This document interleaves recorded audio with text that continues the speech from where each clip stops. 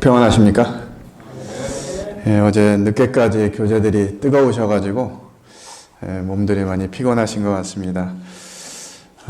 어제 좀 귀한 또 호텔에 방을 잡아주셔가지고 호텔 방에 들어갔는데 이게 침대 구조가 이상한 거예요.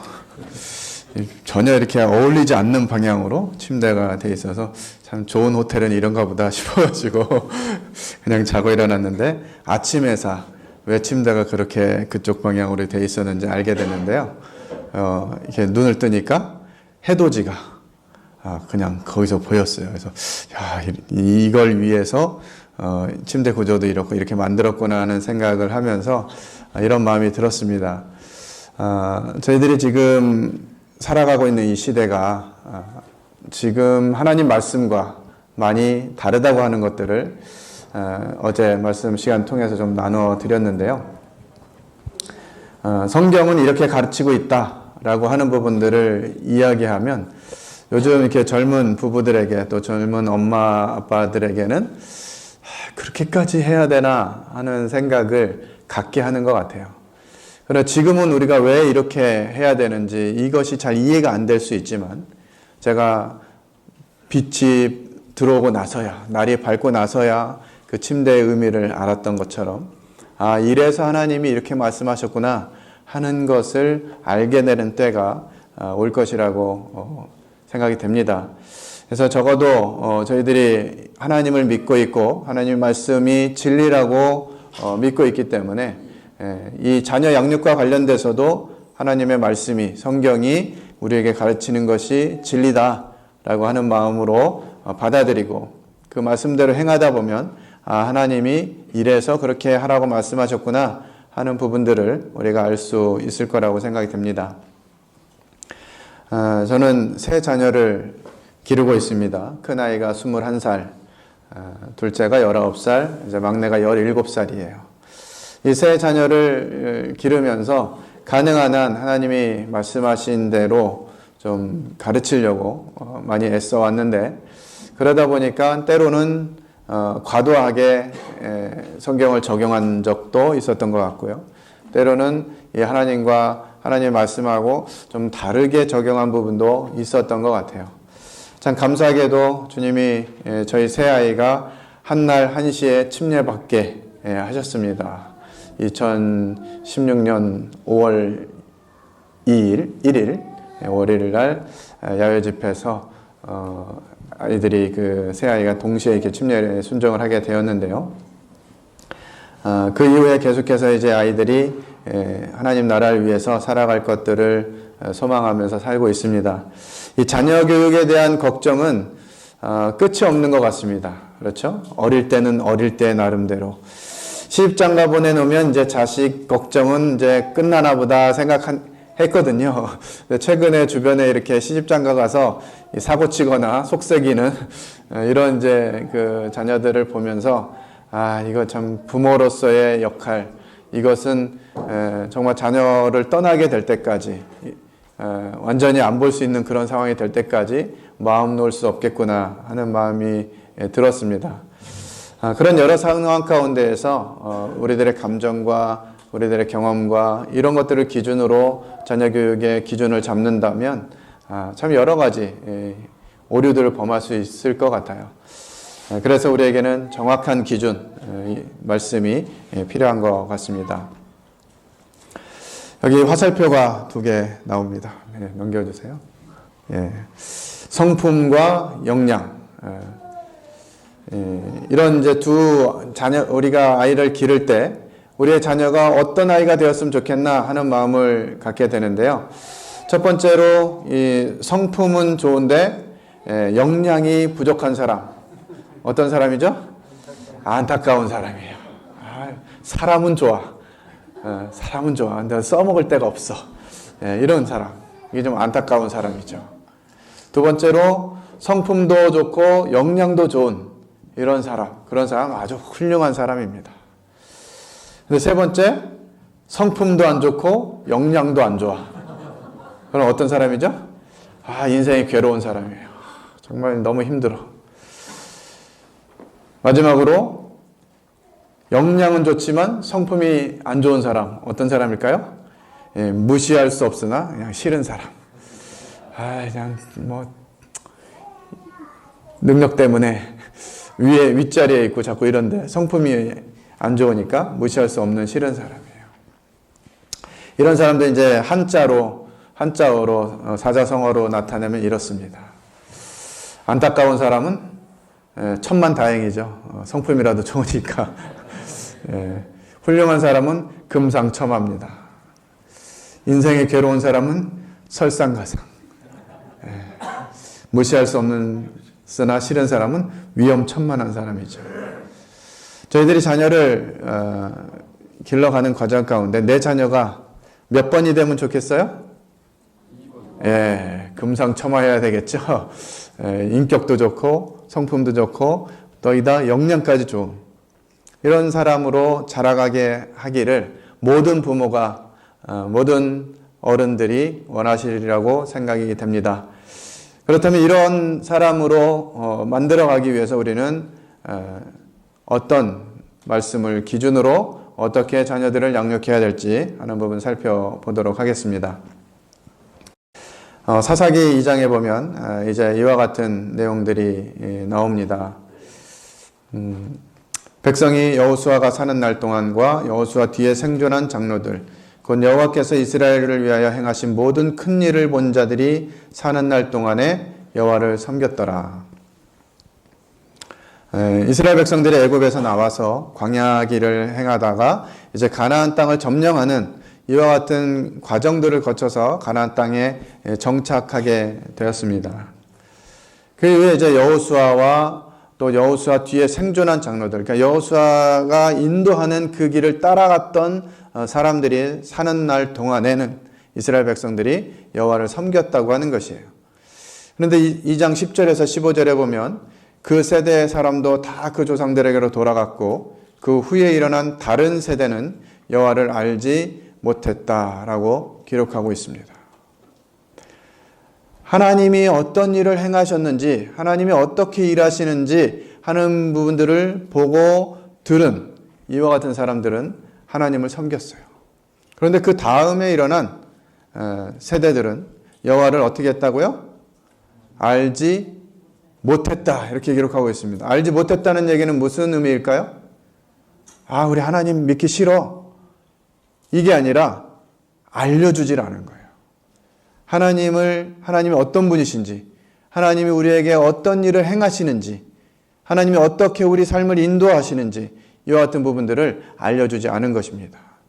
그랬더니 그 세대가 어떻게 됐어요? 여호와를 알지 못하고 여호와께 악을 행하여 바알들을 섬기고 애굽 땅에서 그들이 인도해내신 그들의 조상들 하나님 여호와를 버리고 다른 신들을 섬깁니다. 하나님을 진노하게 하시죠.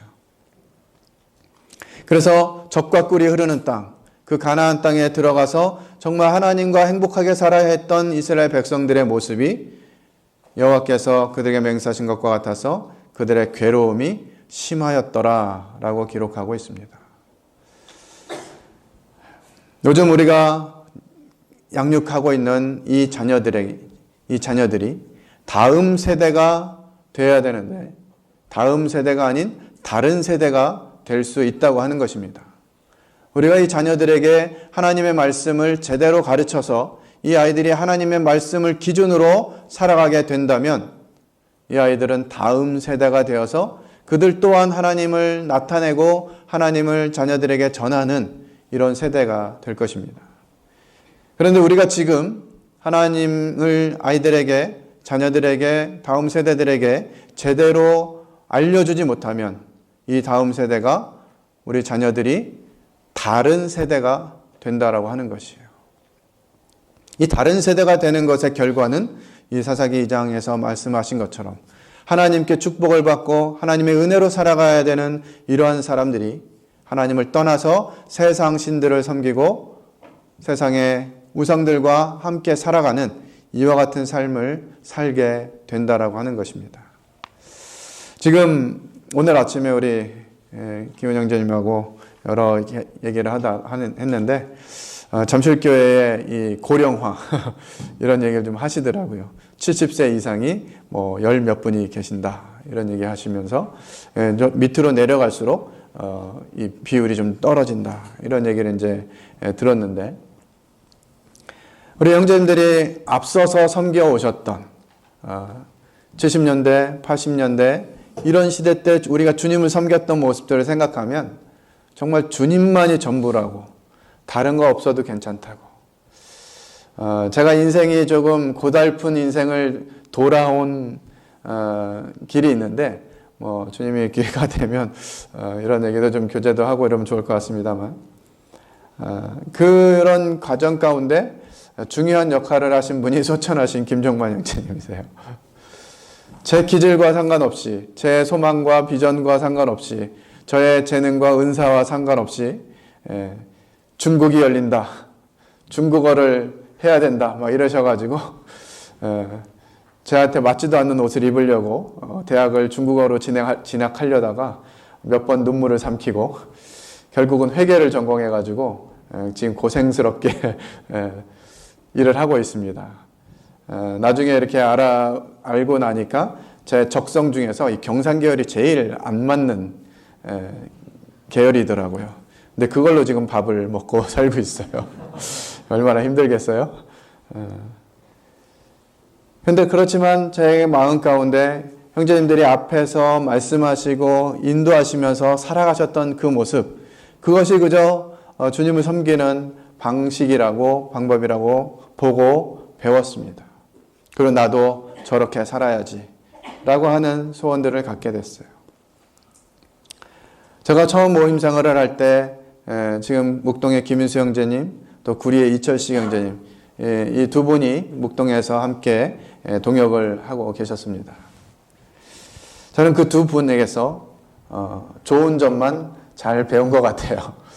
김인수 형제님의 인격과 성품, 또 이철식 형제님의 이 사역의 태도, 이런 부분들을 이렇게 배우면서 정말 주님을 섬기는 것이 이와 같은 것이구나 하는 부분들, 그리고 지금 제가 제 사역의 현장에서 섬겨가는 모습들을 보면 두 형제님께 배웠던 이와 같은 부분들이 제 삶 가운데서 나타나고 있는 것들을 경험하게 됩니다.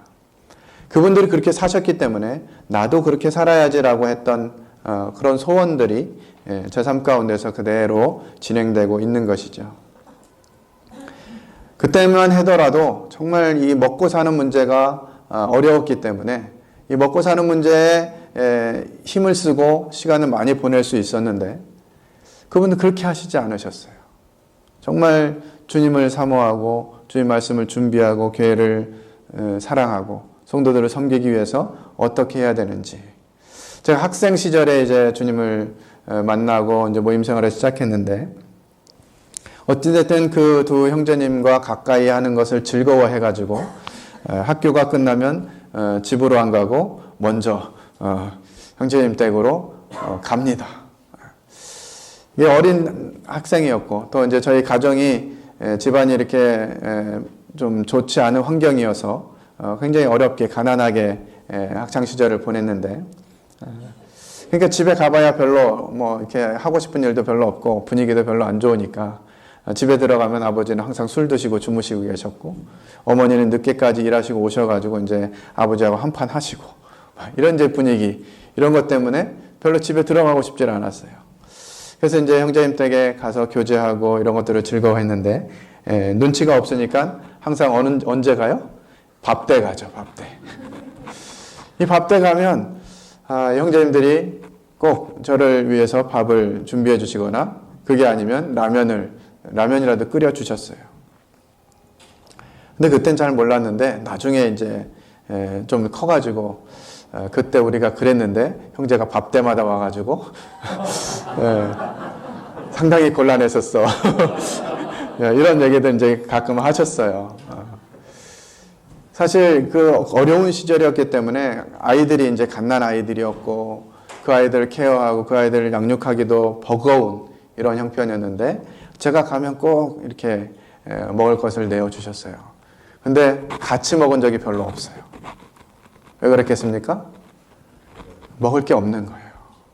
그러니까 우린 먹었어, 형제 먹어, 이렇게 하고 주셨는데 나중에 시간 지나서 보니까 자기 아이 분유값도 없고, 그럼에도 불구하고 형제를 사랑하고 귀하게 여겨가지고 제가 가면 늘 저에게 먹을 것을 공급하셨습니다.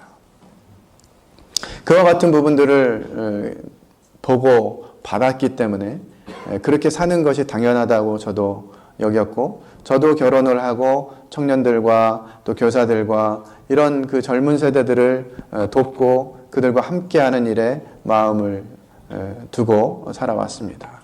그리고 그들이 이제 그 마음을 가지고 지금 다 부모가 되고 자녀들을 양육하면서 지금도 이렇게 교제하고 있어요.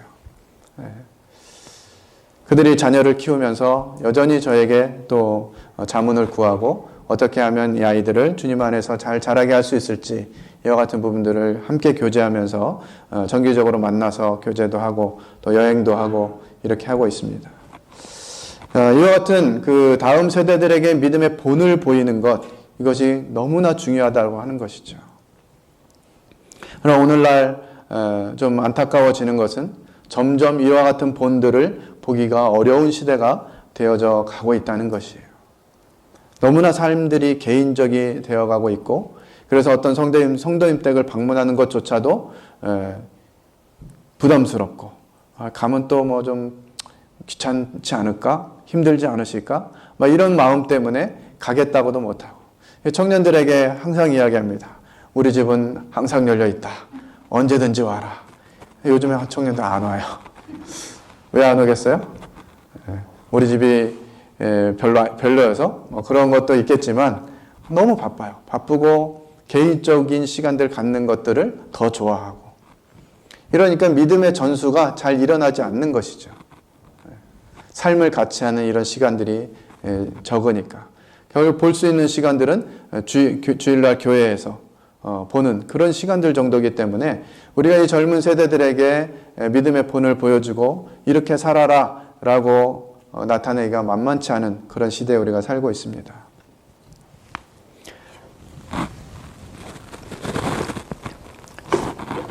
성경을 통해서 하나님을 알고 하나님을 배운 그런 어린 시절을 지낸 인물들이 어떻게 되었는지 하는 부분 좀 살펴보겠습니다. 먼저 요게벳을 통해서 하나님을 배운 모세입니다. 히브리서 11장 23절로 26절까지 내용을 보면, 믿음으로 모세가 낳았을 때 그 부모가 아름다운 아이임을 보고 석 달 동안 숨겨 왕의 명령을 무서워하지 아니하였으며, 믿음으로 모세는 장성하여 바로의 공주의 아들이라 칭함받기를 거절하고 도리어 하나님의 백성과 함께 고난받기를 잠시 죄악의 낙을 누리는 것보다 더 좋아하고 그리스도를 위하여 받는 수모를 애굽의 모든 보화보다 더 큰 재물로 여겼으니 이는 상 주심을 바라봄이라.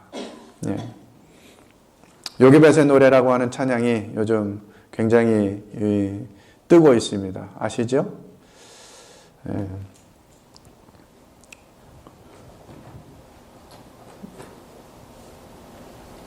연평한 형제님이 지은 11월 첫째 주 토요일에 그 CBF 찬양 콘서트를 하는데요. 그때 이제 연평한 형제님하고 그 진진이 자매님하고 이렇게 이제 이렇게 콜라보를 해가지고 진행하는 것 같습니다. 장소를 2대에서 이제 하게 되는데요. 처음에는 이제 CBF에서 2대의 조그만 홀을 좀 빌려가지고 이 찬양 콘서트를 하려고 해서 한 200명 정도 규모 정도 되는 규모의 홀을 좀 빌려줄 수 있겠느냐 조심스럽게 저희가 이런 거 좀 하려고 그러는데 홀 좀 빌릴 수 있을까 이런 마음으로 갔는데 거기 가수가 누가 옵니까? 뭐 이런 얘기 물어봐서 연평한 형제 옵니다. 그랬더니 아 그래요? 그럼 이 홀 말고 저희 메인 홀 사용하시면 좋을 것 같아요. 그래서 1,500석 있는 그 메인 홀을 사용하도록 그렇게 했다 그래요.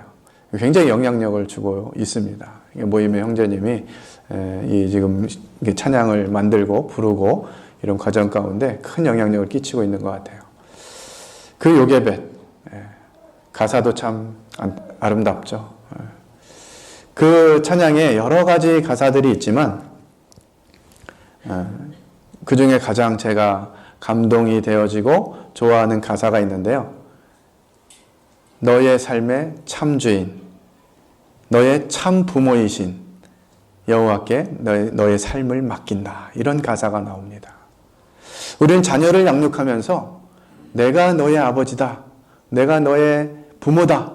그러기 때문에 너는 내 말에 따라야 된다라고 하는 태도를 갖고 있는 것 같습니다.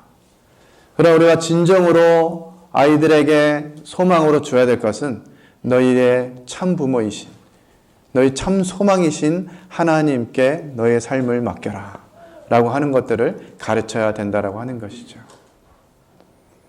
저희 모임에 그 사역하시는 형제님께서 자녀들을 기를 때 이게 사역자들은 참 가난한 시절을 많이 보냈습니다. 자녀들에게 뭔가 좋은 옷이나 맛있는 음식이나 이런 게 사주기가 힘드니까. 근데 아이들은 필요가 있잖아요. 그러면 아이들은 뭐 좀 사달라고 부탁을 합니다. 아빠 뭐 이런 거 사주시면 좋겠어요. 이런 거 있었으면 좋겠어요. 이렇게 얘기하면 이 형제님께서 이렇게 대답을 하셨다 그래요. 야, 나 너희 진짜 아빠 아니야. 너 진짜 아빠는 저 하늘에 계신 분이 너네 진짜 아빠야. 아빠는 그냥 이 땅에서 잠시 너희들 돌봐주는 사람이지 진짜 아빠는 하늘에 계신 분이야. 너네 진짜 아빠한테 얘기해. 이렇게 하셨다 그래요. 근데 이 아이들이 정말 그 마음을 가지고 참 부모에게 기도하는 거예요. 어렸지만. 그래서 그 부모이 기도했을 때 하나님이 놀랍게 자기들의 필요를 공급해 주시는 이와 같은 하나님을 알게 되는 거죠. 요게벳은 이 모세가 애굽의 이 왕자 공주의 아들로 성장해 가는 그 환경 가운데에서도 하나님의 말씀을 잘 가르친 것 같습니다. 그리고 그를 물가에 띄어보낼 때도 그냥 띄어보내지 않았어요. 어떻게 띄어보냈습니까? 바구니에다가 역청을 잘 발라가지고 물 위에 띄어야 되니까 물이 새지 않도록 잘 봉해가지고 이 상자에 넣고 아이를 물가에 띄우는데 물가에 아무데나 대충 이렇게 띄었더니 바구니가 스스로 착 가가지고 하나님이 막 그냥 전적인 힘으로 인도하셔가지고 공주가 목욕하는 그곳까지 인도하셨을까요? 뭐 그랬을 수도 있습니다만 어디에 놓으면 이 아이가 공주가 발견할 수 있는 그와 같은 곳에 갈 수 있을까? 왜? 그 공주가 아이가 없었거든요. 그래서 그 공주가 아이를 보면 분명히 이 아이를 데려다가 기를 거다라고 하는 마음을 가진 거예요. 그래서 잘 준비해서 이 공주가 발견할 수 있는 곳에 이 바구니를 띄운 것이죠. 우리가 아이들을 합리적으로 이성적으로 생각하면서 어차피 세상에 나가야 되는데 세상에 나가서 살 준비도 시켜야지. 그러면서 세상에 있는 원리들을 가르치려고 하는 부분들이 있습니다. 어차피 세상에 나가야 된다. 그래서 세상 문화를 배우고 세상에 있는 경쟁력을 가지는 것이 그리스도인으로서 좋은 준비이다. 이렇게 생각할 수 있는데요. 제가 겪은 것, 또 제 자녀들을 양육하면서 겪는 것은 그렇지 않다는 것이에요. 여러분들 하나님 말씀이 진리라면 여호와를 경외하는 것이 지혜와 지식의 근본이다 하는 말씀을 우리는 기억하고 있어야 되죠. 그렇다면 아이들에게 무엇을 가르쳐야 되겠습니까? 어떻게 하면 영어를 잘할 수 있는지, 어떻게 하면 수학을 잘할 수 있는지, 그래서 어떻게 하면 성적을 잘 받고, 어떻게 하면 좋은 직장에 가고, 어떻게 하면 좋은 인생을 살 수 있는지 이와 같은 부분들을 가르칠 것이 아니라 하나님 말씀을 가르쳐야죠. 유대인들과 다른 나라 사람들의 교육 방식, 이렇게 보면 어느 교육 방식이 훌륭하다고 생각합니까? 유대인들의 교육 방식, 유대인의 자녀 교육 방식은 너무나 훌륭합니다. 그래서 모든 세계에서 이 교육 방식을 본받고자 해요. 노벨상을 받은 사람들의 50%에 가까운 사람들이 유대인이라고 하죠. 그만큼 이 자녀 교육 방법이 유대인들은 다른 거예요. 근데 그들의 자녀 교육 방법은 뭡니까? 성경을 가르치는 것이에요. 아이들이 초등학교에 입학하기 전에 모세오경을 다 외우게 합니다. 창세기, 출애굽기, 레위기, 민수기, 신명기 이 말씀을 다 외우는 거예요. 그리고 학교 수업도요, 오전 내내 성경을 가지고 토론합니다. 그리고 오후에 전공 과목이나 이제 필요한 교육들은 오후에 한두 시간 가르친다 그래요. 그런데 그 아이들이 성장해가지고는 아주 뛰어난, 정말 창의하는 것입니다. 신약에서는 외조모와 어머니에게 영적 교육을 받은 디모데가 기록되어 있습니다. 네 속에 거짓이 없는 믿음이 있음을 생각하미라. 이 믿음은 먼저 내 외조모 로이스와 내 어머니 유니게 속에 있더니 내 속에도 있는 줄을 확신하노라. 또 어려서부터 성경을 알았나니 성경은 능히 너로 하여금 그리스도 예수 안에 있는 믿음으로 말미암아 구원에 이르는 지혜가 있게 하느니라. 모든 성경은 하나님의 감동으로 된 것으로 교훈과 책망과 바르게 함과 의로 교육하기에 유익하니 이는 하나님의 사람을 온전하게 하며 모든 선한 일을 행할 능력을 갖추게 하려 함이라. 이 성경이 주는 영향력, 성경이 자녀들에게 채워주는 이 영성과 품성, 이와 같은 부분들이 이 사람을 어떤 사람이 되도록 돕는다고 하는 것이에요. 성경에는 아버지가 어떻게 자녀들을 양육했더라 이런 내용 잘 없어요. 그래서 많은 아버지들이 자녀 교육은 엄마 몫이야 이렇게 생각하는 분들이 많습니다. 그러나 하나님의 말씀을 잘 살펴보면, 특별히 구약의 성경들을 잘 살펴보면 대부분 자녀 교육에 대한 말씀의 책임을 누구에게 주셨어요? 아버지들에게 주셨습니다. 그래서 아버지의 역할이 중요해요. 기독교 가정 구조를 깨트리는 것이 사탄의 방법이라고 첫 시간에 말씀드렸는데, 한국의 이 아버지들의 현 상황이 그렇습니다. 가정에 영적인 영향력을 주기가 어려운 구조, 새벽같이 나갔다가 밤늦게 들어오는 이 구조를 만들어 놨어요, 사단이. 그래서 아이들에게 영적인 교육을 할 수 있는 시간이 잘 없습니다. 이거는 그리스도인 가정뿐만 아니라 안 믿는 가정도 마찬가지예요. 초등학교 2학년 아이가 시를 썼습니다. 엄마는 나에게 맛있는 것을 만들어주고 돌봐줘서 좋다. 냉장고는 나에게 맛있는 음식을 넣어주고 시원한 아이스크림 먹을 수 있도록 해줘서 좋다.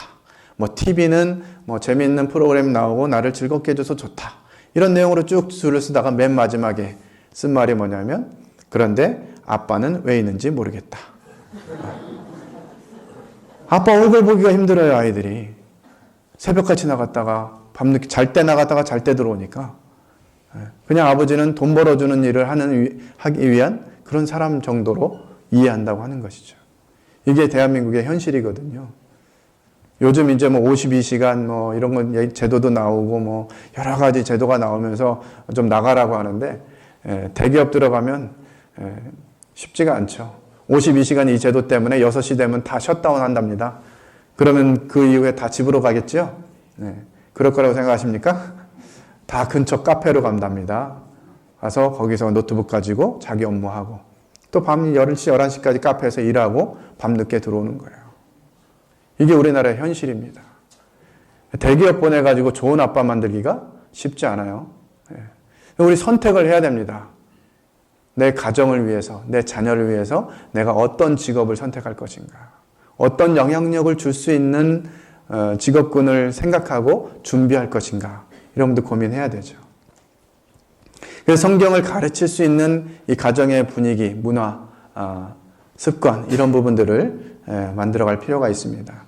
그 밖에도 골리앗을 이긴 다윗이나 나만 장군의 몬둥병을 고치게 도움을 준 여자아이, 또 오병이어를 드린 아이, 이런 아이들은 어릴 때부터 하나님의 말씀 가운데서 자란 아이들이에요. 성경은 우리에게 이렇게 가르쳐 주십니다. 잠언 22장 6절 같이 읽겠습니다. 시작. 마땅히 행할 길을 아이에게 가르치라. 그리하면 늙어도 그것을 떠나지 아니하리라. 마땅히 가르칠 거 아이들에게 가르치라고 우리에게 명령해 주고 있습니다. 신명기 6장 6절 7절 같이 읽겠습니다. 시작. 오늘 내가 내게 명하는 이 말씀을 너는 마음에 새기고 내 자녀에게 부지런히 가르치며 집에 앉았을 때든지 길을 갈 때든지 누워있을 때든지 일어날 때든지 이 말씀을 강론할 것이며 너는 또 그것을 내 손목에 메어 기호를 삼으며 내 미간에 붙여 표로 삼고 또 내 집 문설주와 바깥문에 기록할지니라. 계속해서 아이들에게 말씀을 노출시키고 말씀을 볼 수 있도록, 그리고 이 말씀이 심지어는 누구에게 볼 수 있어야 되느냐? 마지막에 보면 미간에 붙인다고 그랬죠? 말씀을 미간에 붙여요. 미간이 어딥니까? 이 눈하고 눈 사이 이마 이쪽인데요. 여기다 말씀 붙이면 누가 봐요? 내가 볼 수 있습니까? 초능력자입니다. 내가 말씀을 읽고 보고 하면서 내 여기 이마에 딱 붙이면 나를 만나는 사람들이 말씀이 거기 있는 걸 보는 거예요. 마찬가지로 우리 아이들이 이와 같이 말씀으로 양육되어져서 성장하면서 사람들이 볼 때 저 아이는 하나님 믿는 아이구나 하는 부분들을 나타낼 수 있도록 그렇게 가르치라는 것이에요. 말씀이 보호막이 될 수 있도록 이 말씀을 하나님이 가장들에게 주신 것입니다. 이 말씀을 가르치는 책임 아버지에게 있다고 하는 거죠. 반면에 성경에 이제 하나님을 잘 알지 못하는 이와 같은 자녀들이 나옵니다. 사무엘상 2장 12절로 17절에 보면 엘리 아들 홈니와 비느하스가 나옵니다.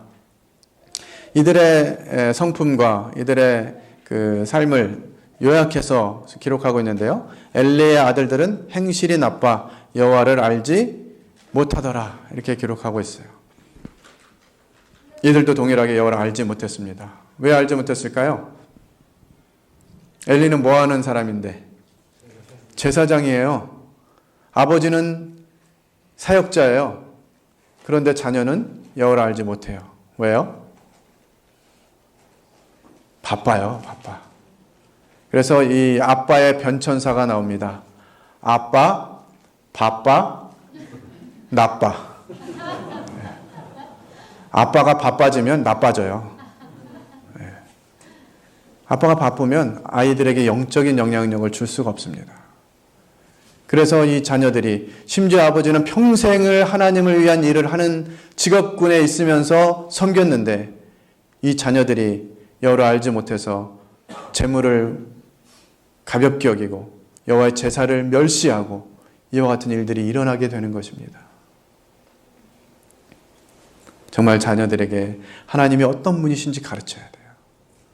정말 영적인 일을 하느라 이 자녀들에게 하나님 말씀을 가르칠 여력이 없으면 내 자녀가 하나님을 알지 못하게 되는 이와 같은 현실이 오게 되는 겁니다. 그들이 하나님을 알지 못하고 성장하다 보니까 어떤 일까지 합니까? 회막문에서 수종드는 여인들과 동침까지 하고 재물을 막 자기가 좋은 거 먼저 하나님께 드리기 전에 취하고 뭐 이런 일들을 하죠. 그때 이제 아버지가 얘기합니다. 내 아들들아 그리하지 말라. 내게 들리는 소문이 좋지 아니하니라. 이게 무슨 의미입니까? 자기 자녀가 어떤지 모르는 거예요. 이 자기 자녀에 대한 부분을 누구한테 들어요? 다른 사람들을 통해서 듣는 거예요. 엘리 제사장님, 지금 아들들이 이렇게 하고 있습니다. 이런 얘기를 듣게 되는 거죠. 그러면 아버지로서 정말 단호하게 이 부분에 대해서 이야기하고 네가 그렇게 하는 것은 여호와께서 미워하는 것이다. 가르쳐야 되는데 그렇게 하지 않았어요. 아들들아 그렇게 하지 마. 너 소문이 좋지 않아. 그렇게 하고 이제 말아버린 거죠. 그러니까 그들이 아버지의 말을 듣지 않았어요. 아버지의 말에 영향력이 없는 거예요. 그 결과 어떻게 됐습니까? 하나님의 언약궤는 블레셋 사람들에 빼앗기게 되고 그 과정에서 두 아들 홈니와 비느하스는 전쟁터에서 죽임을 당하게 되고 엘리는 그 소식을 듣고 목이 부러져서 죽게 되고요. 그의 며느리는 해산하다가 죽게 됩니다. 평생을 하나님을 섬기며 제사장으로 산 이 엘리 가정이 이 자녀들을 제대로 양육하지 못한 결과로 인해서 패가 망신하게 되는 거죠. 우리 자녀들에게 하나님 말씀을 가르치지 않으면 이와 같은 일이 일어날 수 있습니다. 하나님 말씀을 모르는 아이들 이런 일들도 행하죠. 열왕기하에 보면 엘리사를 놀린 42명의 아이들이 나옵니다. 엘리사가 머리가 대머리였던 것 같아요. 그래서 그 대머리가 올라가니까 많은 아이들이 쫓아가면서 조롱하면서 대머리에 올라가라, 대머리에 올라가라 약 올리면서 하는 것이죠. 그러니까 하나님의 일꾼들, 하나님이 세운 사람들의 말을 존중하지 아니하고 또 그분들을 가볍게 여기는 이와 같은 태도들이 어떤 결과를 낳게 됩니까? 엘리사가 뒤로 돌이켜 그들을 보고 여호와의 이름으로 저주하니까 그 수풀에서 암곰 둘이 나와서 아이들 중 42명을 찢게 됩니다. 엘리사가 오죽하면 아이들을 보면서 여호와의 이름으로 저주했겠어요. 우리 아이들 가운데 이와 같은 모습들이 일어나지 않도록 하나님 말씀을 잘 가르쳐야 됩니다. 그러기 위해서 우리는 어떤 태도를 가져야 되느냐 하는 부분 살펴보겠습니다. 자녀를 잘 교육하기 위해서 누구에게 어떤 정보로 여러분들은 교육수단을 배우고 있습니까? 요즘에는 좀 덜해진 것 같긴 한데 몇 년 전까지만 해도 부모들의 자녀 교육 방법의 선생은 TV 프로그램이었어요. 어떤 프로그램이었을까요? 우리 아이가 달라졌어요. 아, 저렇게 하면 되는 거구나 해가지고 다 그렇게 하기 시작하는데 이상하게 우리 아이는 그게 안 돼요. 여러분들 방송을 믿지 마세요. 저희 모임에 어떤 그 형제님이 아이가 이제 이렇게 말을 잘 안 하는, 그래서 집에 전화만 와도 전화를 못 받고 막 이렇게 주저하는 이런 아이였어요. 나아지겠지 생각했는데 커도 나아지지 않으니까 이제 이 언어 치료하는 그런 곳에 데려가서 마침 그거 데려가기 전에 TV 방송에 보니까 이 언어 문제를 가진 아이가 그 방송에서 나오는 대로 이렇게 하니까 금방 좋아지더라 하는 내용을 보고서는 우리 아이도 좀 그렇게 해야 되겠다 해가지고 이제 그 치료센터에 보낸 거예요. 근데 6개월이 지나도 1년이 지나도 아이가 별로 변화되는 게 없는 거예요. 근데 그 치료센터에 가서 선생님들하고 상담하면 센터에 와서는 잘 한다는 거예요. 그래서 이제 부모 입장에서 얘는 수업 시간에 그럼 어떻게 하고 있는지 보고 싶을 거 아니에요. 그러면 어디 수업하는 걸 한번 보게 해주세요. 그런데 이 핑계 저 핑계 대면서 안 보여주는 거예요. 그래서 이제 이 형제님이 참다 안 돼가지고 왜 안 보여주냐 도대체. 그리고 우리 아이가 달라져서 보니까 그냥 몇 달 만에 좋아지던데 얘는 1년이 넘도록 이게 안 좋아지냐. 뭐 이렇게 이제 막 따지고 두니까 그제서야 그 치료센터 선생님이 얘기하는 거예요. 아버님 죄송하지만 우리 아이가 달라졌어요 나오는 아이들은 100명 중에서 한두 명이에요. 그 방법이 통하는 애들이 가끔 있는 거예요. 대부분은 안 되는 거죠. 근데 방송에는 다 되는 아이들만 나오니까 저렇게 하면 다 되는 거구나 싶은 거죠. 방송에 속지 마시기 바랍니다. 심리학, 교육학 이런 책들이 많이 나와서 우리 아이들을 그렇게 기르면 좋은 아이가 될 것 같은데 과연 그런가요? 미국에서 할렘가 아이들을 데리고 저 아이들 커서 뭐가 될까 고민하면서 이제 교육을 시키면 정말 이 아이들이 훌륭해질 거야 하면서 교육을 시켰는데 나중에 이제 연구해가지고 그 아이들이 어떻게 성장했는지 보니까 다 잘 됐어요. 할렘가에서 그냥 놔두면 막 다 이렇게 구걸하거나 아니면 뭔가 이렇게 음지에서 일하는 이런 일들을 하게 됐는데 뭐 공무원도 되고 뭐 이 좋은 훌륭한 사람들도 됐는데 근데 또 이 결과에 나온 사실은 뭐였냐면 범죄율이 훨씬 더 높아졌어요. 그러니까 이게 몸으로 범죄하던 일은 제한적이잖아요. 근데 사람이 똑똑해지니까 범죄를 더 많이 저지르는 거예요. 그래서 교육학으로 안 되니까 다음 나온 게 뭐냐면 심리학입니다. 심리학은 어떤 걸 가르치죠? 두 가지로 시작합니다. 심리학은 이 심리학자들의 연구 근원은 원래 안 좋은 아이였는데 성장하면서 좋은 영향력을 주면 괜찮은 아이가 될 거야 라고 하는 거하고요. 또 한 부류는 원래 괜찮은 존재로 태어났는데 환경 가운데에서 좋지 않은 영향력을 받아가지고 이상한 아이가 됐어. 이 두 가지거든요. 그 두 가지가 다 성경이 말하는 바와는 어떻습니까?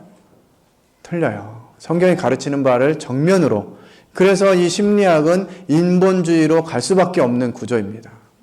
네가 최고야. 죄진 거에 대해서는 그건 네 책임이 아니야. 네가 어렸을 때 부모로부터 받은 좋지 않은 경험, 그게 너를 이렇게 만드는 거야. 이렇게 얘기하면서 네 문제가 아니니까 그건 네 엄마한테 가서 용서를 받아. 요구해. 막 이렇게 가르치는 거거든요. 그래서 교육학도 심리학도 아이를 제대로 성장하게 가르쳐 줄 수가 없습니다. 여기 마노아라고 하는 사람이 나옵니다. 마노아가 누구의 아버지죠? 삼손의 아버지입니다. 하나님께서 이제 아이를 가지게 될 것들을 생각하면서 아들을 낳을 거야 이렇게 말했더니 마노아가 우리가 낳을 그 아이에게 어떻게 행할지를 우리에게 가르치게 하소서. 또 마누아가 이르되 이제 당신의 말씀되기를 원하나이다. 이 아이를 어떻게 기르며 우리가 그에게 어떻게 행하리이까. 누구에게 물었습니까? 하나님께 묻는 거예요. 하나님께. 하나님, 제가 이 아이를 어떻게 기르고 무엇을 행하게 할지를 제게 가르쳐 주십시오. 감사하게도 성경에는 아이의 어렸을 적에 어떻게 하라고 많이 기록해 주셨습니다. 그 지침만 따라도 충분해요. 한 가지 생각해 볼 것은 에베소서 6장에 나오는 내용입니다. 에베소 6장 1절 다 같이 읽겠습니다. 시작. 자녀들아 주 안에서 너희 부모에게 순종하라. 이것이 옳으니라.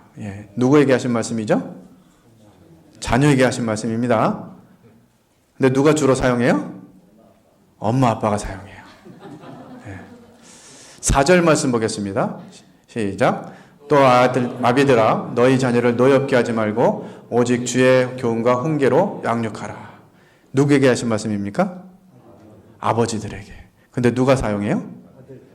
자녀들이 사용해요.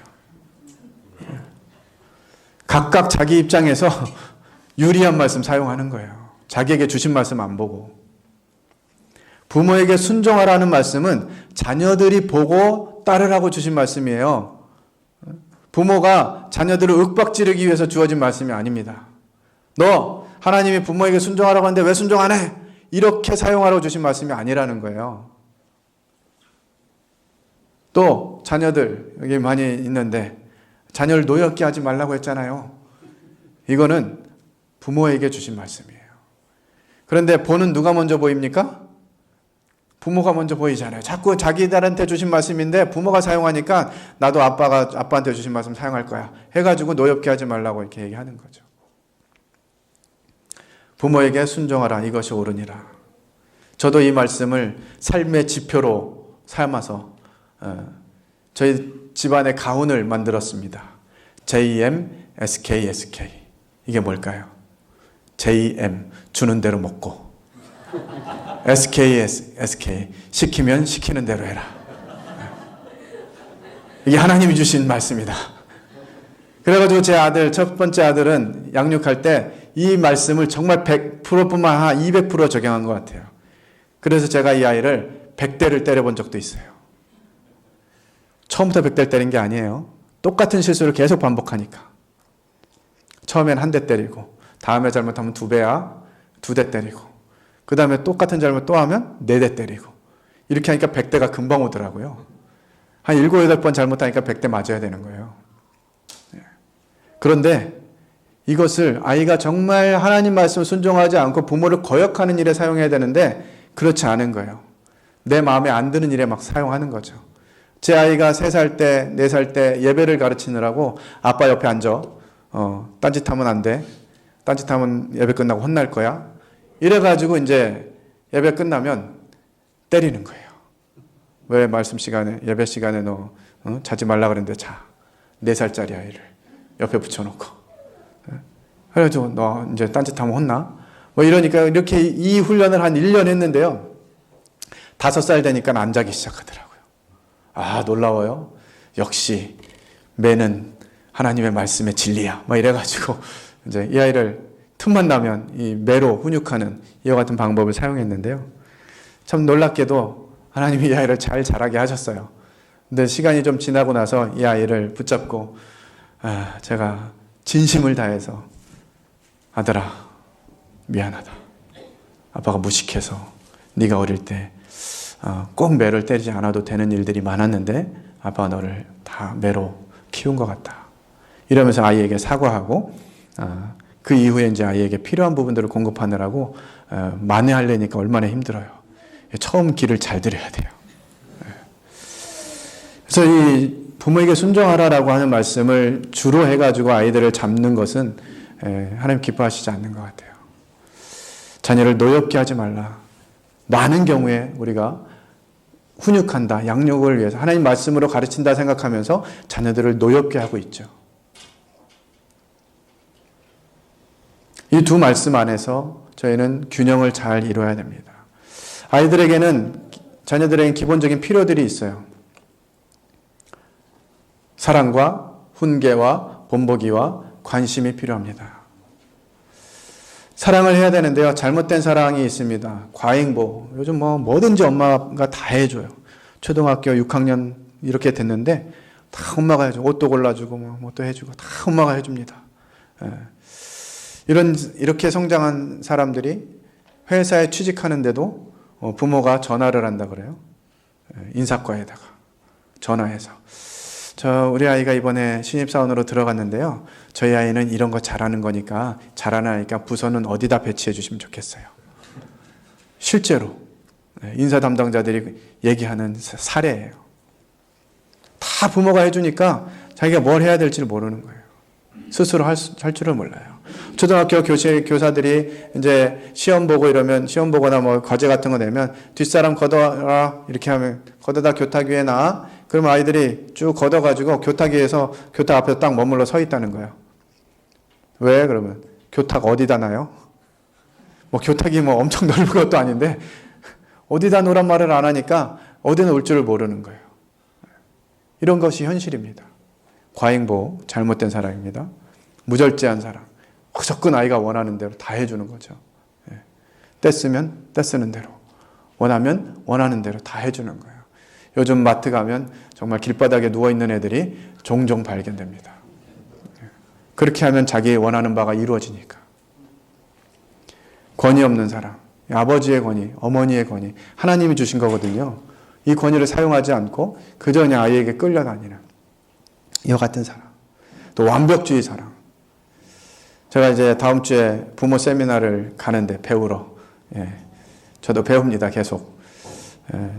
그 엄마 반성문이라는 책을 쓴 이윤남 교수, 그분이 이제 극동방송에서 세미나를 해가지고 제가 저녁에 신청을 해놨는데요. 이 완벽주의 사랑.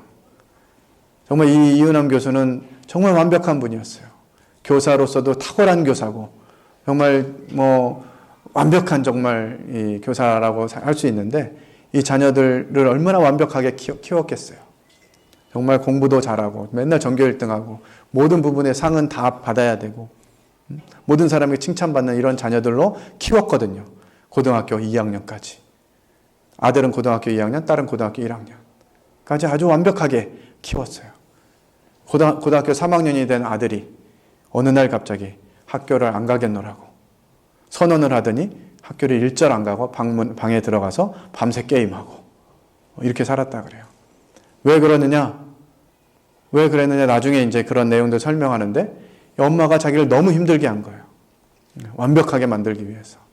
그래서 엄마에게 복수하는 거, 엄마는 학교에 가서 잘하기를 바라니까 학교 가지 않는 것이 엄마에게 복수하는 거다 싶어가지고 학교를 안 가기로 결정하고 집안에서 그렇게 사는 거죠. 이 완벽주의 사랑. 부모에 의해서, 부모의 모든 뜻대로. 요즘 고3 그들이 많이 있어서 이제 만나게 되면 묻습니다. 너 진로, 누가 원하는 진로니?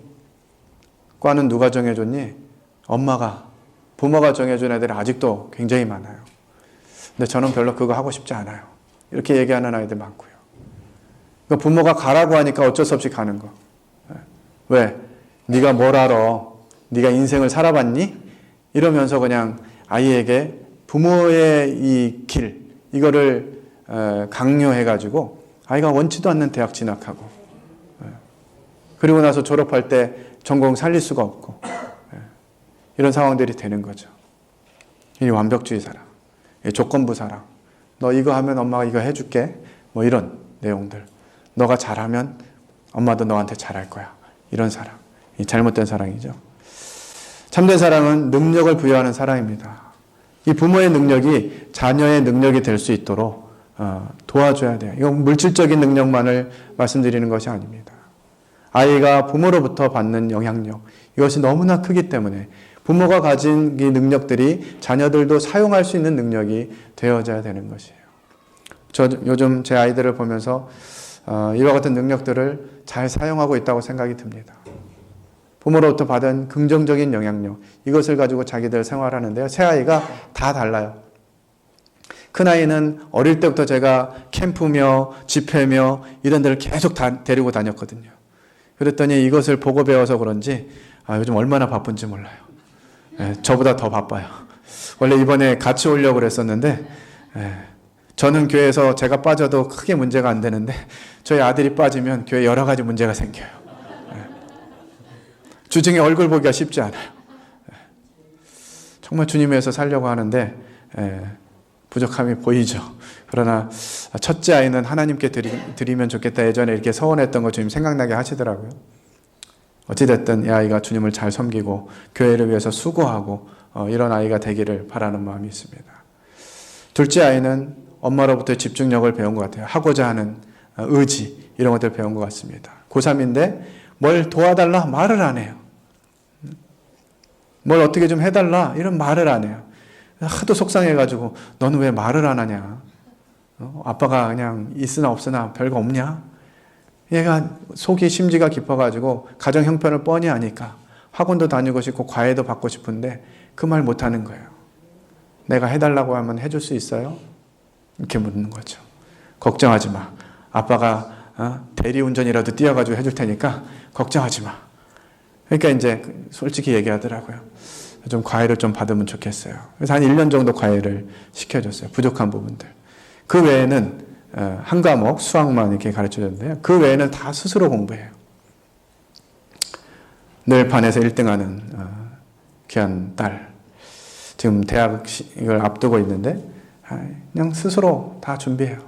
학교도 자기가 진로를 어떻게 할 건지, 교과로 할 건지, 종합으로 할 건지, 수능으로 할 건지, 수시로 할 건지 이런 부분은 아빠 엄마가 더 좋은 조언을 거의 안 해줬어요. 본인 스스로 다 알아서 하고. 이런 결정할 수 있는 결정력, 의지 이런 것들 아이가 배우는 거죠.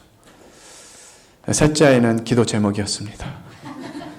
이거 첫째도 아니고 둘째도 아니고 걱정거리였죠.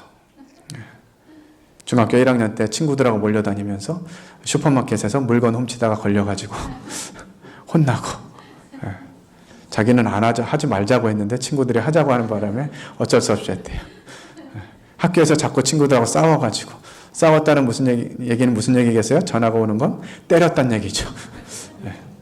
걱정이 됐어요. 어떻게 하면 좋지 이 아이를. 뭘 잘하는지 운동을 잘해서 축구 선수가 되고 싶대요.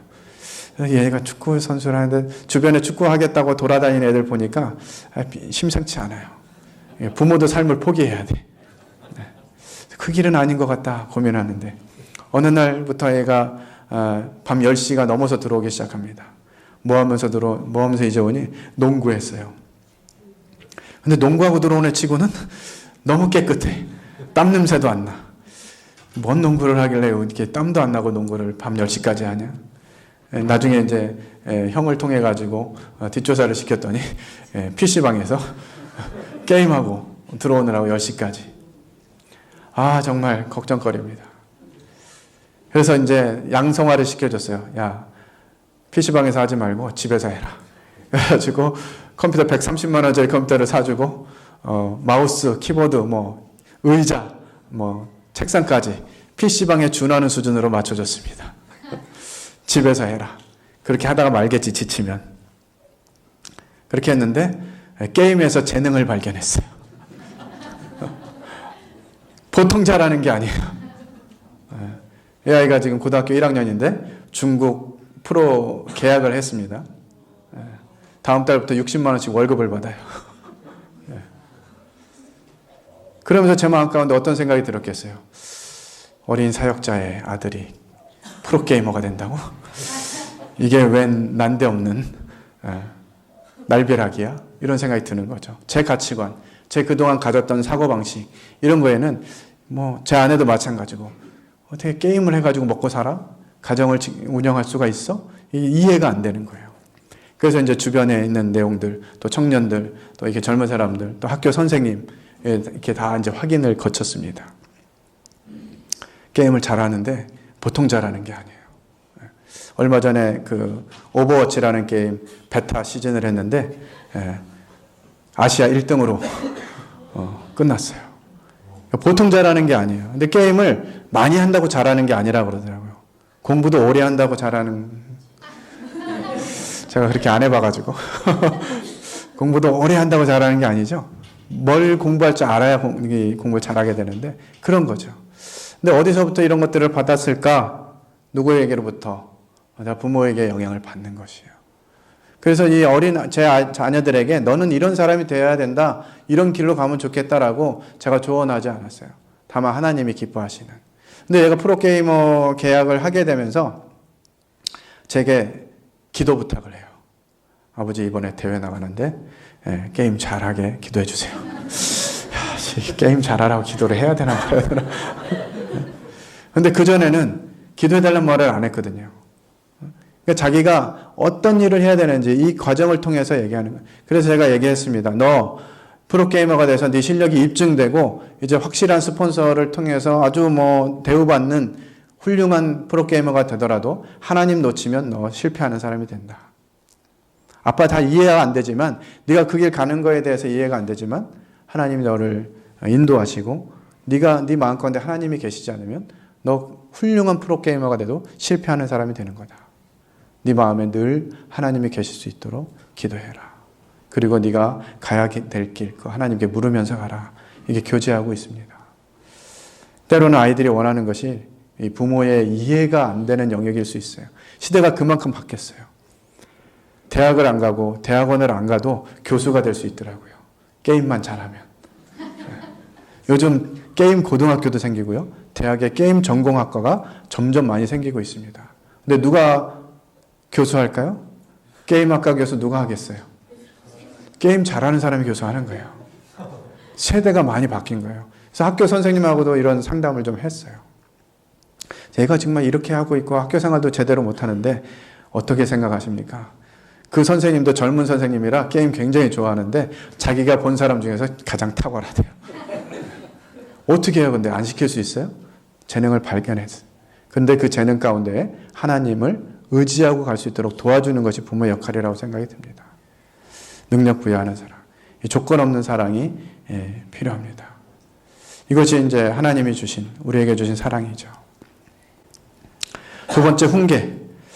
시간이 많이 지나서 다 나올 수 있게 넘겨주세요. 훈계와 사랑도 균형을 이루어야 됩니다. 저희들이 훈계 아까 처음에 서두에 말씀드렸지만 부모에게 순종하라 이 말씀만 들이대고 그냥 모든 것을 거기다가 적용시키는 것이 아니라 이 사랑과 훈계가 균형을 이루어야 된다는 거죠. 사랑이 없이 훈계만 하면 권위주의자가 될 수 있습니다. 그런데 훈계도 하지 않고 사랑도 없으면 그냥 유기된 그런 환경에 아이를 방치시키는 거예요. 이게 또 아동학대죠. 또 사랑만 얘기하면 허영주의가 될 수 있습니다. 그래, 언젠가 네가 변화되겠지. 네가 하고 싶은 대로 다 해라. 이렇게 하면 안 되는 것이죠. 그리고 훈계와 사랑의 균형을 이룰 때 아름다운 권위가 되는 것입니다. 적절하게 하나님 말씀을 순종하지 않고 부모의 권위에 거역하고 이런 부분들 훈계해야죠. 그러나 아이가 성장 과정에서 실수하는 부분들이 있습니다. 하루는 어떤 젊은 그 부모된 자매가 저에게 이제 상담을 하는 거예요. 형제님, 아이 때려서 가르치는 게 성경 말씀입니까? 예, 맞아요. 그랬더니 그럼 우리 애는 하루 종일 때려야 돼요. 왜? 뭘 그렇게 잘못하길래? 그랬더니 하지 말라는 거 다 해요. 몇 살이면 그때 3살인가 그랬어요. 뭘 하지 말라고 그러는데 다 하지 말라는 거예요. 밥도 먹는데 지가 먹겠다는 거예요. 꼭 자기가 먹겠다고 고집을 부려. 부모 말씀에 순종해 엄마가 먹여주려고 그런 거예요. 근데 아이가 이제 성장하는 과정에서 자기가 먹고 싶은 욕구가 있는 시기인 거예요. 뭐든지 자기가 하고 싶은 거예요. 그 시기가 왔는데 야 순종해 엄마가 시키는 대로 해. SK. 그래가지고 막 억지로 시키는 거예요. 그럼 말 안 듣는다는 거야. 그럼 때려야 된다는 거야. 이거 제대로 된 훈계가 아니죠. 그러니까 아이의 필요가 있어요. 성장기마다 아이가 어떤 필요가 있는지를 보여주는 거죠. 아이가 스스로 할 수 있도록. 3살짜리 아이가 밥을 지가 먹으면 얼마나 먹겠습니까? 반은 들어가고 반은 떨어지잖아요. 근데 그거 치워주는 게 힘드니까 차라리 내가 먹여주고 싶은 거예요. 안 흘리게. 그래야 내가 좀 일이 수월해지니까. 그렇게 이제 아이들 가르치다 보면 다 하루 종일 때려야 된다는 거죠. 아이의 필요를 생각하지 않는 거예요. 훈계는 나이에 따라서 단계가 있습니다. 자녀들 보통 18세까지 이렇게 생각해 보면 0세부터 5살까지 이거는 권위와 순종의 단계예요. 부모의 권위로서 어떻게 부모에게 순종해 가야 되는지를 가르쳐야 되는 단계입니다.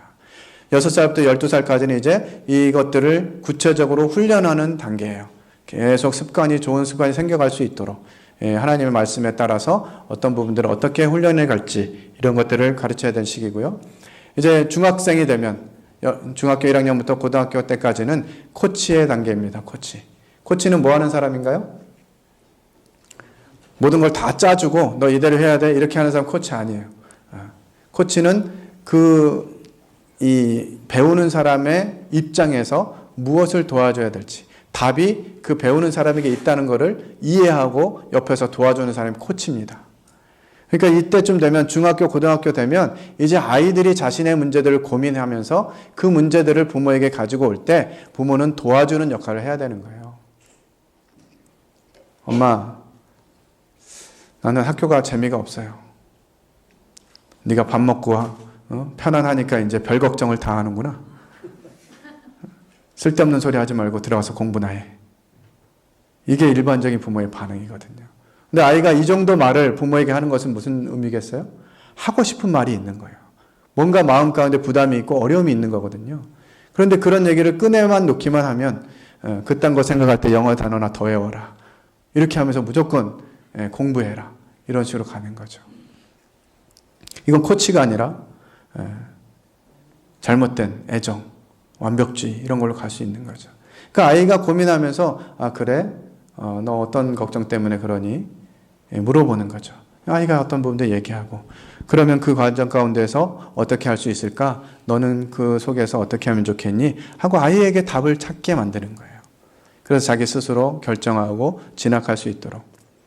저희 큰아이는 공부에 그닥 은사를 보여주지 못했어요. 뭐 이렇게 공부를 못하진 않았는데 그래서 중학교에서 고등학교 갈 때 고민을 하게 했습니다. 너 지금 이제 고등학교를 진학해야 되는데 대학을 가야 되는 것이 하나님 너에게 보여주신 비전이라면 인문계 고등학교를 가야 되고 그렇지 않다 그러면 네가 무엇인가를 할 수 있는 그와 같은 방향을 계획해야 된다. 그러면서 이제 여러 시간들을 가지면서 교제하고 결정은 네가 해라. 지금 비록 이렇지만 네가 공부하겠다고 하면 아빠가 무슨 수를 써서라도 밀어주겠다. 해가지고 이제 인문계를 갈 수도 있다. 이렇게 얘기했고 그렇지 않고 네가 좀 기질을 이 아이는 순발력 굉장히 뛰어나요. 근데 지구력이 없어. 그러니까 지구력 길러야 돼. 계속 얘를 압박해가지고 지구력 길르게 한 게 아니라 이 아이는 다양한 경험들을 하게 해줬습니다. 그러니까 고등학교 3년 실업계를 가가지고 특성화고등학교죠. 가가지고 고등학교 3년 동안 별거 다 하더라고. 뭐 야구 대회도 나가고, 축구 대회도 나가고, 배드민턴 대회도 나가고, 뭐 운동이란 종목은 다 나가요. 뭐 탁구 대회도 나가고. 나갈 때마다 상을 받으니까 아주 기분도 좋고, 뭐 자존감도 높아져가지고 학교 생활이 즐겁다고. 공부는 못 하는데. 네.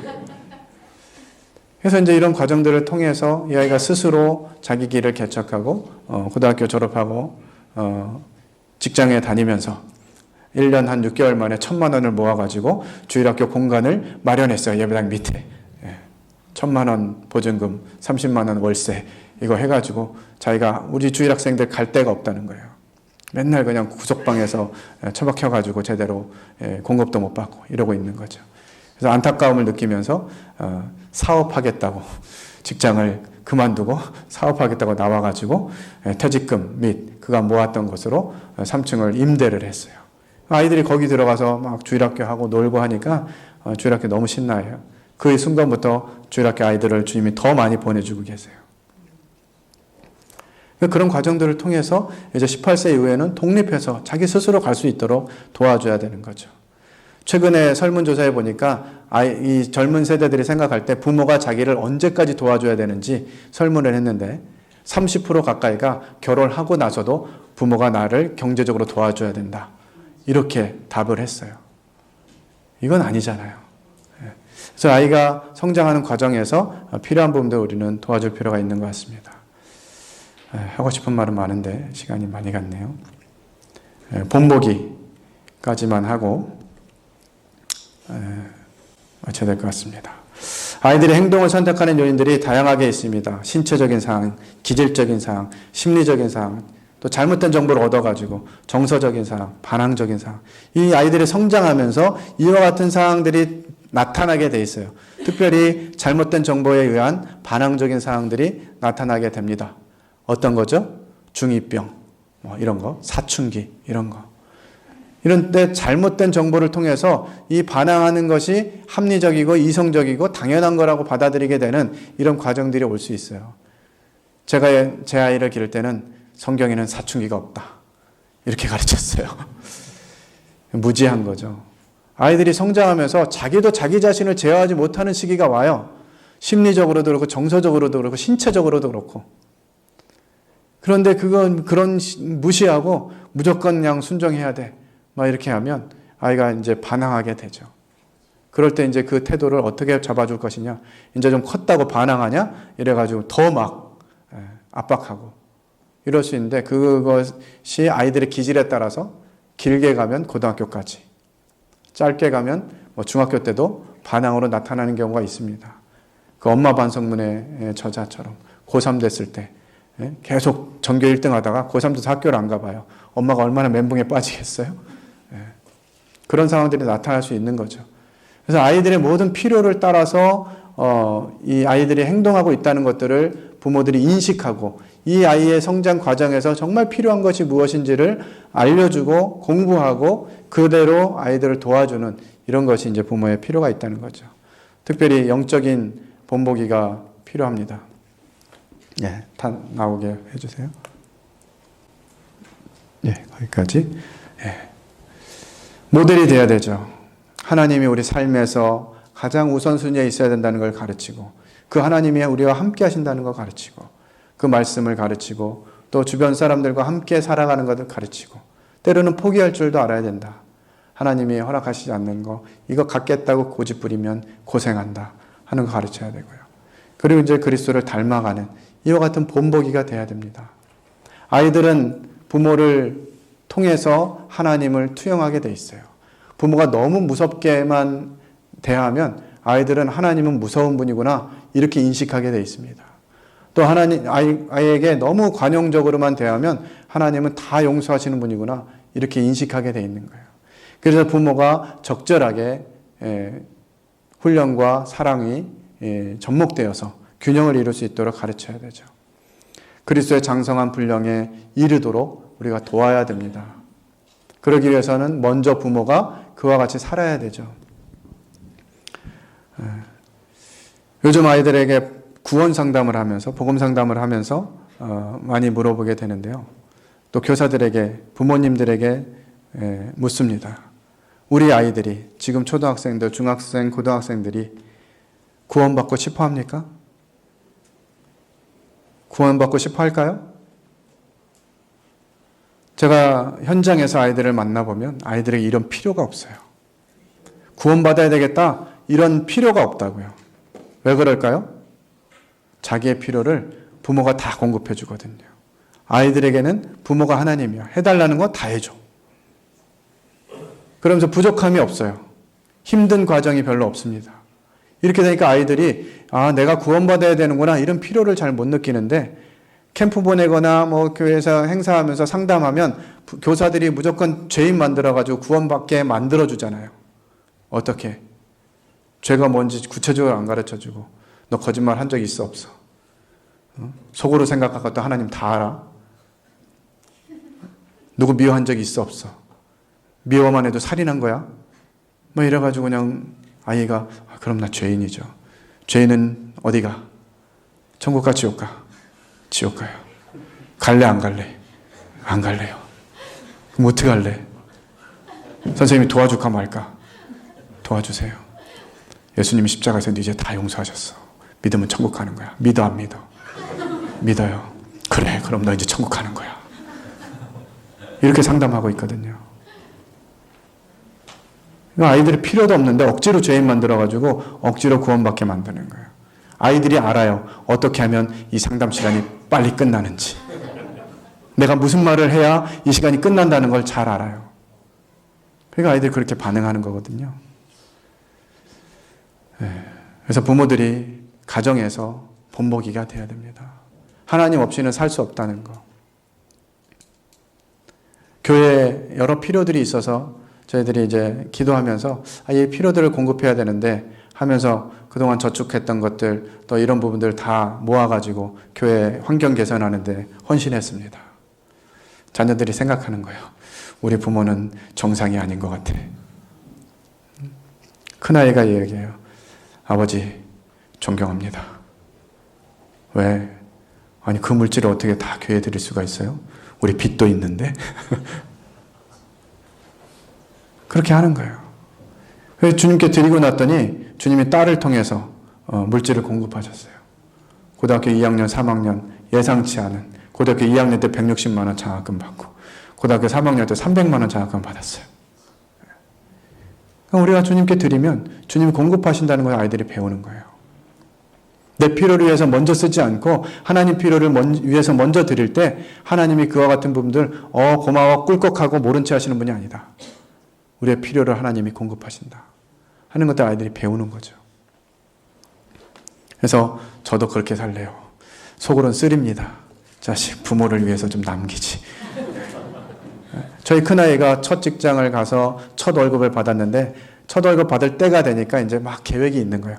옷도 사고 뭐도 사고 누구 만나서 밥도 사주고 막 계획을 하는 거예요. 그래서 제가 불러가지고 아들아 하나님이 어떻게 하면 기뻐하실지 생각하고 결정해라. 며칠 있다가 잠자리에 누워있는데 아이가 막 불이 나게 달려 들어왔어요. 아버지 결정했습니다. 첫 월급은 주님께 드려야 되겠어요. 교통비는 빼고 드리지. 다 드려야죠. 야, 너 직장 다니는데 아빠가 한 달 동안 또 교통비 대야 되잖아. 막 이런 마음이 막 마음속에 있는 거예요. 자식이 기껏 키워놨더니 막 이런 마음이 드는 거죠. 그러나 그렇게 결정했다고 할 때 잘했다. 하나님 기뻐하실 거다. 너 한 달 동안 직장 더 다니는 거 교통비, 생활비 이번 달까지 아빠가 대줄게 하면서 결정을 격려했어요. 그러면서 아이가 주님 배우는 거예요. 주님께 먼저 드릴 때 하나님 자기 삶을 어떻게 축복하시는지 이런 거 보는 거죠. 그런 본을 우리는 보여야 되고요. 관심을 가져야 됩니다. 이제 3컷 남아서 빨리 마무리하겠습니다. 같이 읽겠습니다. 시작. 부모가 아이들과 함께 보내는 시간의 양이나 그들의 발달기 동안 보여주는 관심 정도는 성숙 과정에 결정적인 영향을 준다.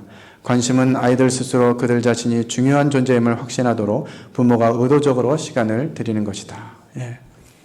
부모가 너무 바빠가지고 아이들과 함께하는 시간이 점점 줄어들면 아이들의 성장기에서 필요한 정서적인 필요들을 줄 수가 없어요. 이건 돈으로 해결할 수 있는 문제가 아닙니다. 혹시 이제 젊은 가정들 맞벌이하고 이렇게 하면서 이제 자녀들 교육에 근심하는 가정들이 많아요. 맞벌이 하니까 아이들을 어디다 맡길 데가 없고 그래서 어떻게 합니까? 결과적으로 학원으로 돌려야 되는 거예요. 그렇게 되면 아이가 성장기에 정말 충분히 공급받아야 될 이런 부분들이 쉽지 않아지는 거예요. 아이들이 초등학교를 마치고 집에 딱 들어왔을 때 벨 누르고 들어오거나 요즘은 번호키라서 번호키 다 누르고 들어오는데 문 열고 들어왔는데 엄마가 어서 와라 배고프지? 간식 먹자. 이렇게 해주는 애들의 정서 지수가 얼마나 높은지 모릅니다. 근데 요즘 대부분 아이들이 그게 없잖아요. 집에 들어갈 새도 없고 학교 끝나면 학원차가 와서 이렇게 대기하고 한 학원 끝나면 또 다음 학원이 와서 대기하고 이러고 있다가 집에 들어가면 8시, 9시.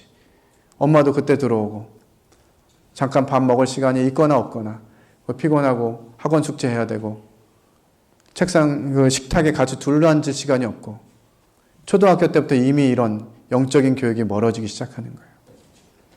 아이들과 함께하는 시간들이 줄어들고 아빠는 왜 있는지 모르겠다 이런 시쓰게 하고 이게 우리의 현실입니다. 돈으로 이것을 만회할 수가 없어요. 누군가가 주된 양육자로서 이 아이를 케어해 줄 수 있는 환경이 안 된다면 어머니가 이 일을 하는 것이 가장 좋은 것 같습니다. 자녀들에게 주는 영향력. 베블리라고 말씀 마무리하겠습니다. 마태복음 19장 14절입니다. 시작. 예수께서 이르시되 어린아이들을 용납하고 내게 오는 것을 금하지 말라.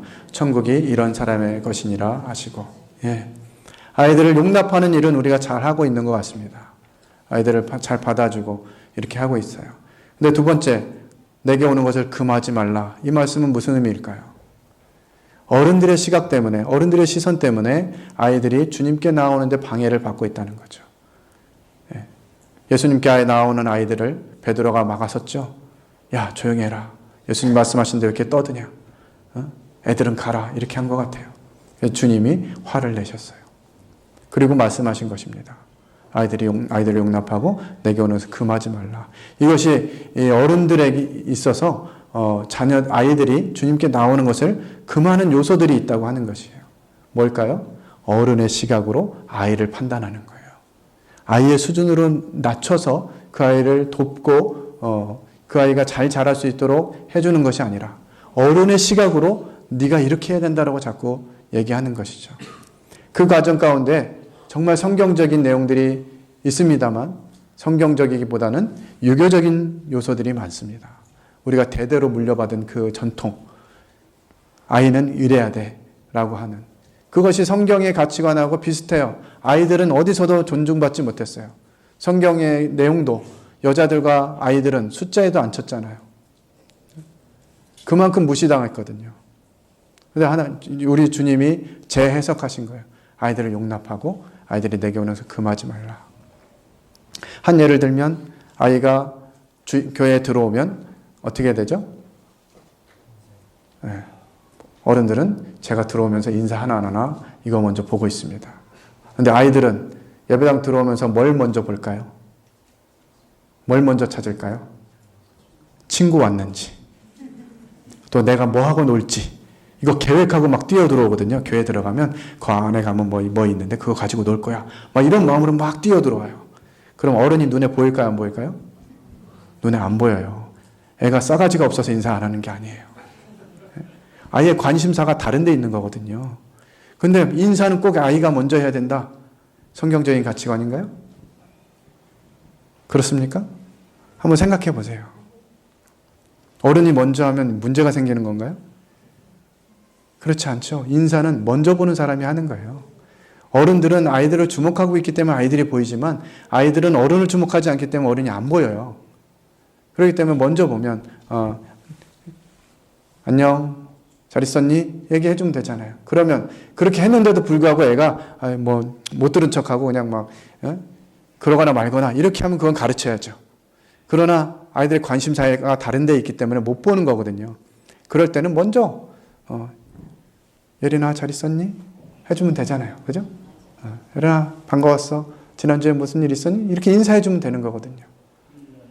그런데 그렇게 하지 않고 그냥 붙잡고 인사 안 하냐고 거기서부터 막 윽박질리기 시작하고 그러면 그 어른을 그 아이는 어떻게 생각하게 될까요?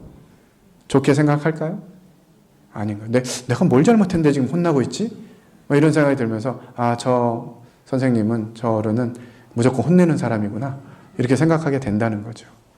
어른들은 사랑하는 마음에 아이들이 잘 자라기를 바라는 마음에 그런 일을 하시지만 아이들은 그렇게 받아들이지 않게 된다는 거예요. 그래서 우리가 이 아이들이 주님께 나오는 것을 방해하는 일들이 혹시 나에게 있지 않은지를 생각해보고 교회도 이런 분들의 좀 도움을 줄 필요가 있는 것 같습니다. 아이들이 있을 만한 공간이 없어요. 그죠? 제가 30년 전부터 주일학교 교사를 하면서 계속 들어온 말씀, 지금도 들어요. 무슨 말일까요? 아이들을 향해서 뛰지 마라. 이 뛰지 마라는 무슨 교회 표어 같아요. 뛰지 마. 주일학교 해야지 왜 뛰어? 준비해. 여기서부터 시작해가지고. 주일학교 끝나면 뛸 수 있나요? 예배 준비해야 되니까 못 뛰잖아요. 예배 끝나면 뛸 수 있나요? 말씀 시간이야. 말씀 시간 끝나면 이제 뛰어야 되겠다. 뛰면 뛸 수 있나요? 먼지 난다. 밥 먹어야 되는데 못 뛰어요. 밥 먹고 나면 뛸 수 있나요? 오후 집회 준비해야죠. 오후 집회 끝나면 뛸 수 있습니까? 어른들 탁구 쳐야죠. 애들은 가라. 애들 뛸 공간도 없고 또 뛸 시간도 없어요. 근데 아이들이 안 뛰면 어떤 상태예요? 병난 상태죠. 심각한 상태가 되는 거예요. 아이들이 안 뛰면. 그런데 교회에서는 하루 종일 뛸 새가 없어요. 도대체 언제 뛰라는 거예요? 집에 가서 뛰어? 집에 가서 못 뛰잖아요. 하루 종일 뛸 시간이 없는데 뛰지 마라가 너무 많이 들려지는 거죠. 그래서 제가 이제 어른들한테 교제하면서 아이들을 위한 공간이 필요합니다. 아이들을 위한 시간이 필요합니다. 아이들이 무엇이라도 해도 용납받을 수 있는 그런 시간이 필요한데 교회가 이와 같은 부분들 관심 가져주면 좋겠습니다. 군포에서도 계속 얘기를 했는데 잘 안 들으니까 아들이 사고를 친 거예요. 공간을 마련해야 되겠다 싶어가지고 공간을 임대하고 지금 아이들이 신나게 뛰어놀고 있습니다. 긴 시간 경청해 주셔서 감사를 드리고요. 많은 내용을 사실 짧은 시간에 다 하려다 보니까 제가 욕심을 좀 부렸습니다. 긴 시간이었지만 시장이 또 반찬이라고 함께 해주셔서 감사드리고요. 혹시 제가 이렇게 전하는 과정 가운데 마음에 불편한 부분들이 있으셨다면 이해해 주시고 용납해 주시고 아이들 입장에서 서는 사람은 그런 말 할 수 있다 이렇게 이해해 주시면 감사할 것 같습니다. 감사하고 기도하고 마치도록 하겠습니다.